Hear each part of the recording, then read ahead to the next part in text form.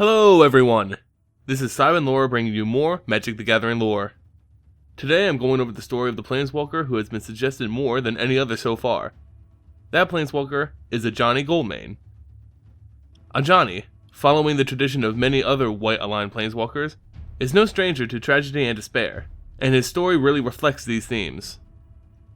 Ajani is a Nakatl, a race of anthropomorphic lion from the Shard of Naya, which was originally a part of the plane Alara. These humanoid creatures are sentient beings with their own unique culture, religious practices, and governing bodies.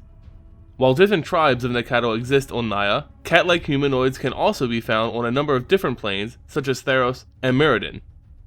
Ajani was born a cub with a pure white coat of fur on the plane of Naya. Being an albino came with a stigma to the others of his tribe. He was described as being as white as death, and thus was shunned by the majority of his tribe.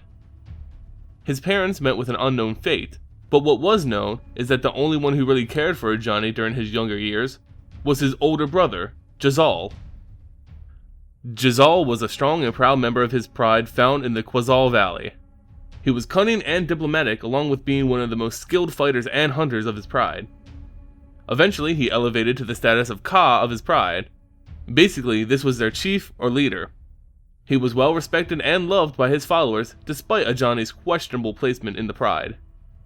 Jezal believed that his rule as Ka would bring Ajani some acceptance into the pride, but this was not the case.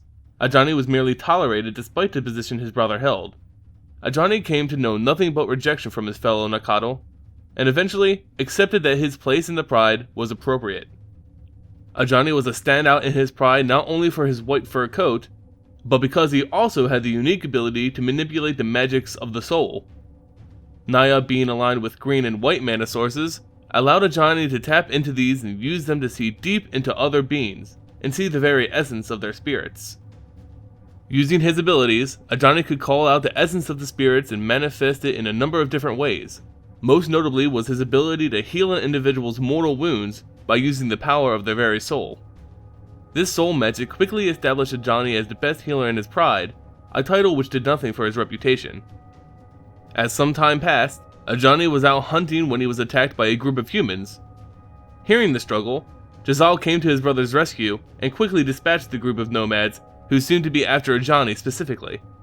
As unusual as a human attack on a Nakatl was, Ajani was grateful for his brother's heroism and offered to hunt a great beast to be used in a feast in Jezal's honor. Ajani went after a giant godsire, hoping that this kill would gain him some credibility and respect among his pride. But when he brought the beast down, his trophy was stolen by his most hated rival, Tanak. Tanak beat Ajani to a bloody pulp and dragged his kill back to the pride, leaving Ajani to crawl back. But Ajani once again kept his peace and never spoke about the incident. After the celebration for Jezal's heroic act had died down, a strange dark figure made its way through the camp to the center fire. There, the figure dropped a dark magical artifact into the fire, which proceeded to burst shades forth which attacked the tribe. During this strange attack, Jezal was killed in his tent. Ajani rushed to his brother's aid, but he was much too late. Jezal was killed with his own black axe, leaving Ajani alone in a world which no other was there to support him. Ajani gripped the body of his fallen brother. He listened carefully and heard Jezal's voice softly enter the air around the tent. The voice said nothing recognizable, but Ajani closed his eyes, and when he reopened them, he was no longer on Naya. Ajani's Planeswalker spark had ignited, and he traveled from his own world and through the blind eternities. Ajani found himself on Jun, another shard of Alara and a plane of struggle for many who lived there. He ran into the Planeswalker Sarkhan Vol, who protected the confused Ajani from a dragon who had attacked him. Ajani attempted to explain what had happened to him, and, to Ajani's surprise, Sarkhan believed his story. Sarkhan revealed that he too had the ability to walk through the blind eternities and go to any plane he desired. After hearing this news, Ajani confided in Sarkhan, describing what had happened to his pride and to his brother. Sarkhan suggested that he should hold on to his anger and use it as a weapon of revenge against those who stole his brother away from him. Sarkhan believed that revenge was the only way Ajani could ever really pay respect to his brother.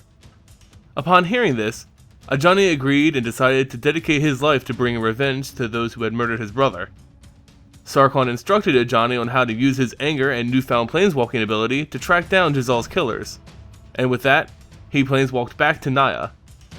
Ajani walked back into his decimated village with anger pumping through his veins. The world to his eyes was blurred, leaving only paths towards vengeance to follow. He walked into Jazal's lair where he found his brother's axe head to his personal weapon. Ajani placed it on the end of his own axe, creating a weapon which symbolized his journey for vengeance and the memory of his brother. Ajani then investigated the center fire, where the object was placed which induced his village destruction. He found the cremated remains of Jazal, which Ajani used to create markings on his coat. Among the coals of the fire, he also found the object which produced dark shades that fateful night. Taking it with him, Ajani went to confront Tanak, suspecting him to be involved in some way. Confronting his once hated rival, Tanak had no will to fight any longer, falling to his knees and admitting that he indeed respected Ajani. Ajani couldn't believe that Tanak was innocent, so he grabbed him by the throat and dangled him over a cliff's edge in an attempt to coerce a confession.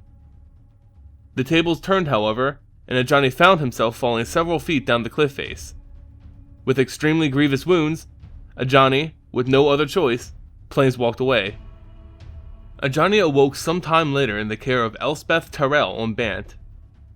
After 2 weeks of treatment, Ajani left his caregivers, leaving them with only the words of a coming conflict. He made his way back to Naya, where he spoke with Tanak's mother. She revealed that another great hero of the Pride, Marisi, may have been involved in some way. While confronting the hero, they were interrupted by the elf known as Mael, who had the ability to see only truth. With her unique powers, she pointed Ajani in the direction of a great dragon, who was the true conspirator of his brother's murder. Knowing of only one place to find dragons, Ajani went to Jund. Ajani found that Jund no longer existed. This was a result of the Great Conflux. The Conflux was the result of a dark power which was reuniting the 5 shards of Alara back into a single plane. This would result in devastating chaos as realities merged and overlapped. After falling back into the combined world, Ajani ran into a clan leader named Kresh, who agreed to help him seek vengeance on this great dragon. During their travels, Ajani helped Kresh settle a grudge he had against another clan leader. This man gave Ajani a name to the dragon he was looking to face. That name was Nicol Bolas. As they continued, they again came across the elf Mael, who was traveling with an army from Naya, and another Nakatl from Ajani's Pride named Zaliki. Zaliki had been the shaman for Ajani's Pride, and was one of the very few people who did not look down upon him for his color. Zaliki respected him and his deeds as a healer. At this point in time, it was revealed to Ajani that Zaliki was in fact the one who summoned a legion of undead, which resulted in the murder of his brother. Confronted with this truth, Ajani could not obtain the revenge he fought so hard for. He could not bring it to himself or his brother's memory to kill Zaliki. With letting his anger go, Ajani felt a rush of empathy fill his soul, and he finally felt a great peace wash over him. With his revenge going unanswered, Nicol Bolas decided to make his appearance known to the combined armies of Naya and Jund. Bolas sought to disperse these insignificant forces so that he could carry out his plan to reunite Alara. Bolas consumed the mana from the surrounding area and from those who were looking to fight the dragon, making them substantially weaker. In an attempt to stop Nicol Bolas, Ajani used his spirit magic to sever everyone's mana bonds in order to stop the flow to the dragon. Ajani absorbed the little mana which had not been consumed by Nicol Bolas, and used its power to call forth an effigy of Bolas' soul. Ajani then used this effigy to banish Bolas from Alara. In the wake of these events, Ajani found that Zaliki was manipulated by Nicol Bolas. Looking into Zaliki's soul, Ajani found that he cared solely for the Pride, and every single individual who was a part of it. This overwhelming feeling of love and respect for those in the Pride was only matched by the feeling Ajani found in Giselle. As the dust settled, Ajani was offered to take the position of Ka and gain the respect he so desperately sought for. But Ajani was a different being from when he started his journey for vengeance. He declined the position and decided to leave Naya, leaving Zaliki with the responsibilities of being the Ka. Things in Ajani's life began to slow down from that point. He traveled and peered into the souls of many beings. With each soul he touched, Ajani became more and more aware of how precious the gift of life was. He had a newfound respect for those he touched, and those who touched him. With that in mind, he decided to pay a debt he had left on Bant. He sought out Elspeth, the mender who cared for him when he was badly injured and still reveling in his anger. Ajani tracked Elspeth to a gladiatory pit, where the knight was fighting for money. He came across her fighting another Planeswalker and stopped her right before she delivered the death blow. They exited and talked about the events following their first meeting together. Elspeth explained that she no longer cared for her home on Bant, which she believed to be lost to another dark force. Despite Ajani's attempts to help Elspeth crawl out of her personal pit of despair, she decided to stay in the arena. Ajani was only saddened by her lack of hope, and with that, he gave Elspeth back her armor which she had left on Bant, and Plains walked away. Despite leaving Elspeth to her fate, Ajani could never really shake the feeling that he was letting down someone who he could call a friend. So he decided to go after her once again in order to save her from her self-destructive behaviors. He tracked her to the plane of Theros, a plane where he had been before. There, he met up with an old friend by the name of Brimaz. He told Ajani of the events which were taking place on Theros, and Elspeth's involvement in them. He finally met back up with Elspeth. Ajani could feel the injustice which had befallen his friend, and vowed to help her in any future trial she would face. Together they set off to set things straight on the plane of Theros. They traveled to the edge of the world, where they were granted entrance into Nyx, the city of the gods. In order to enter the godly world, heroes would need to complete a trial of one of the gods. Ajani beseeched Elspeth to take a trial which would be less stressful for her emotions, but she did not listen to her friend. She went through the trial of Erebos, the god of the underworld. Ajani could not venture with Elspeth on this trial. He sat in troubled curiosity to the fate of his friend. Eventually, Elspeth would emerge from her trial having succeeded. Ajani did not ask her what had taken place in the realm of the underworld, but was decidedly happy with the return of his friend. Together they entered Nyx to face off against Xanagos, the usurper, the satyr planeswalker who ascended to godhood and the cause of Elspeth's misfortunes. Elspeth swung at the would-be god, but was struck down. The titanic being was attempting to finish off the planeswalker, but Ajani casted a spell which rejuvenated the very spirit of Elspeth's soul. Invigorated, she grabbed her weapon Godsend and threw it at Xanagos' chest.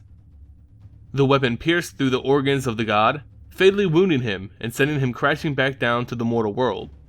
This was not the end of the fight, however. The god of gods known as Heliod was still harboring anger towards Elspeth, not because she helped Xanagos ascend to godhood, but because she was a planeswalker.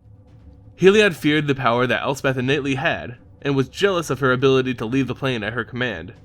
And for those reasons, Heliod tracked her down while she was still in Nyx, and mortally stabbed Elspeth in the chest. Ajani scooped up his wounded friend and made his way back down to the mortal realm. There, he held her close and attempted to heal her wounds.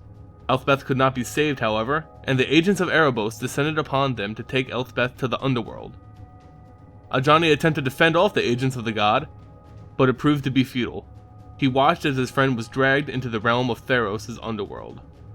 Ajani could no longer help Elspeth, though she was trapped in the underworld.